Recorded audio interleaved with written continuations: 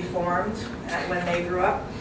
But they did say that by and large, cycling was a healthy activity for anyone, including women, as long as they weren't pregnant. So that was interesting because the medical community pretty much endorsed cycling. And it was really the first time that women in large numbers were taking part in a physical activity, other than ice skating, and that wasn't a massive trend the way cycling was. So that was great medical-wise. But then there was the social aspect of cycling, and where women were sort of challenging the status quo and how much they could do that was in question. So when I was researching this, I found this list, which was, it's hard to see, it's Don'ts for Women Wheelers in 1895. This is from a newspaper in Nebraska, but it was published in different places. And these are what they called the rules of the road for women at the time. Okay, one is don't be afraid. Some of them are really funny. Don't faint on the road. These are, every woman cyclist should remember that. Don't wear a man's cap. There's a lot about the clothing. Don't forget your tool bag, which is good advice even today.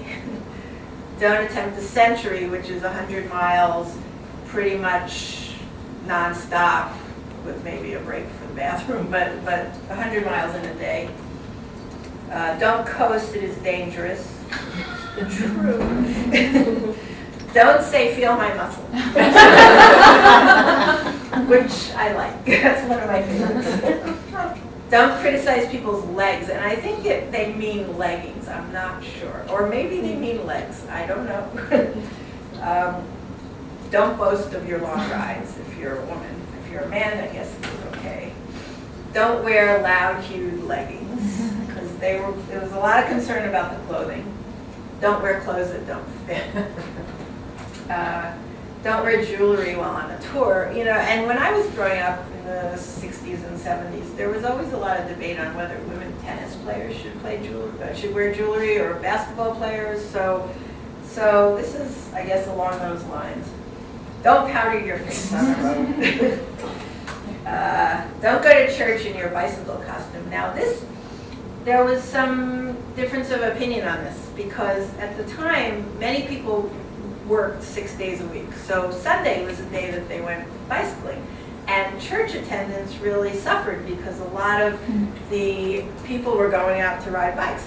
So some churches actually invited people to come wear their bicycle clothing, and they provided an area for bicycles to be left during services.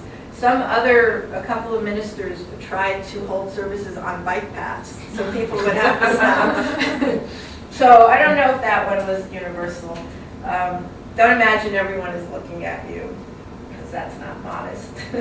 Don't ask, what do you think of my bloomers? There is a lot to do with clothing here. Don't try to ride in your brother's clothes to see how it feels. I understand. I have a brother.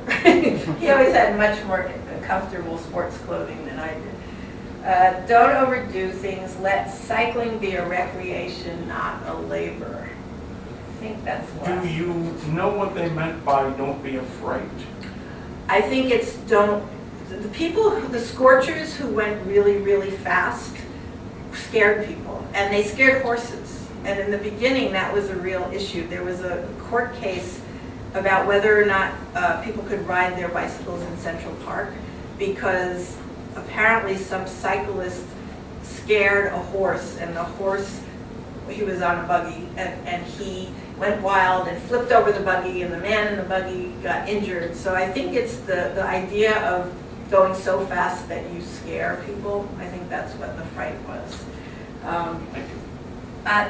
To that point, a thing I liked really a lot about this whole story is that there were women who raced. And to me, I write about women's sports history a lot. And racing bicycles was one of the first, people were playing tennis, women were playing tennis in the 1880s, and there were some women playing baseball behind all the fields at Vassar in the 1860s. They weren't supposed to do it in public because they weren't supposed to sweat in public.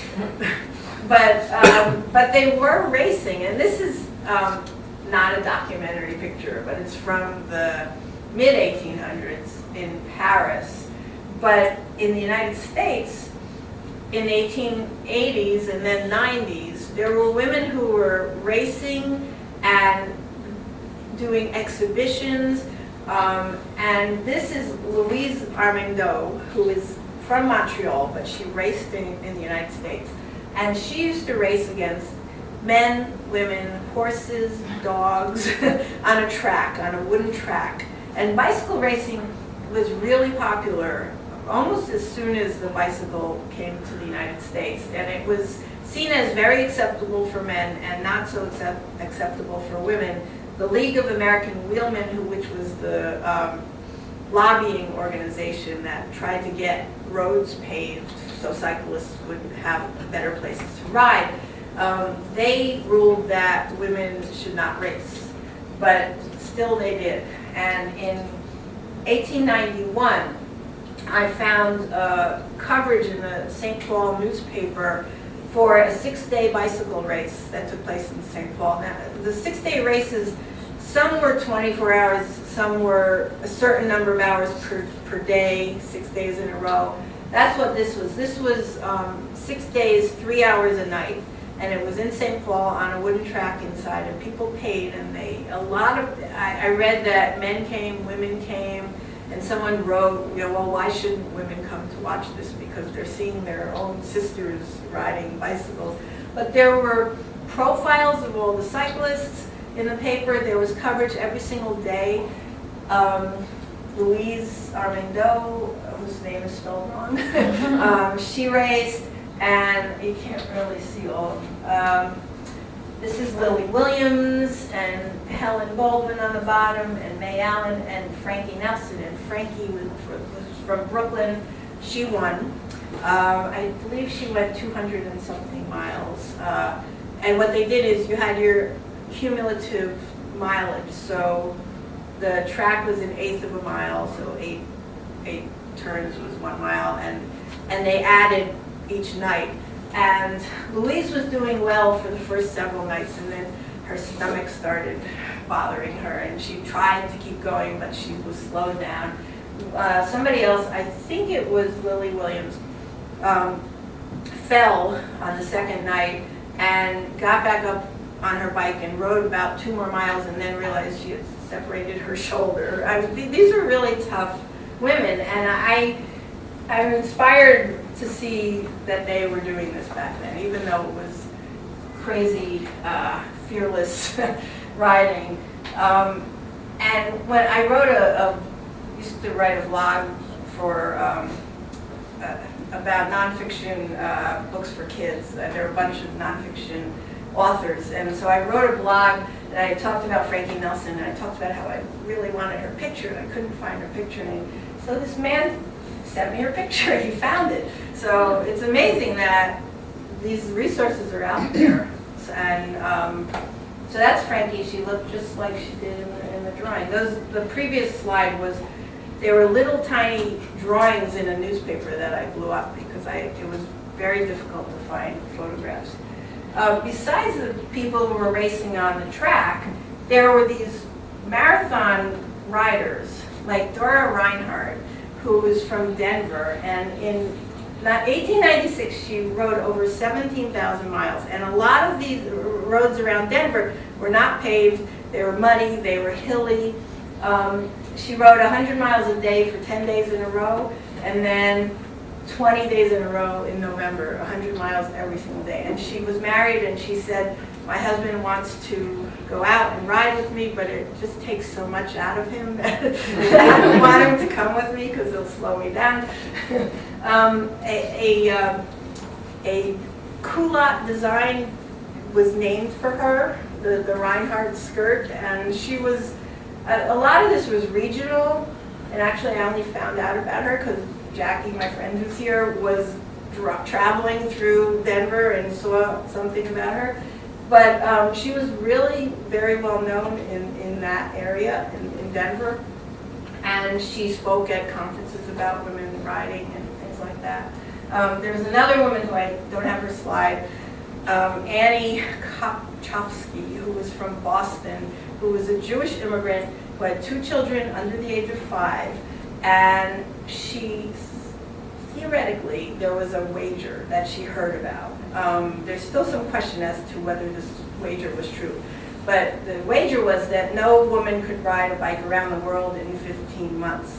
So and if she could do it, she would get a prize of, I think it was $5,000, but I have to check. And she decided to do this, so she left her 2 kids with her husband and said, I'll see you in 15 months. And she got this very heavy bike and a flannel suit and started riding to Chicago. And it took her several months to get to Chicago, and she realized she was never going to make it.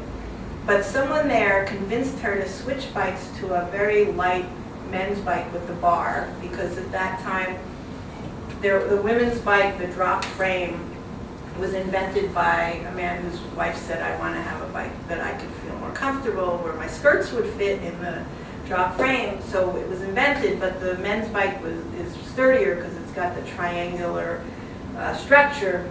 So she switched to that bike and switched to lighter clothing and turned back and rode to New York and then took transportation across the ocean, and she made it back to Chicago in 15 months. But a lot of her trip was on boats and trains. I mean, she didn't exactly ride the whole way, but she had to earn money as she went, because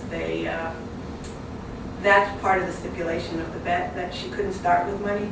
But her job at home was to sell space in newspapers, so she was very good at marketing herself and demonstrating bike riding.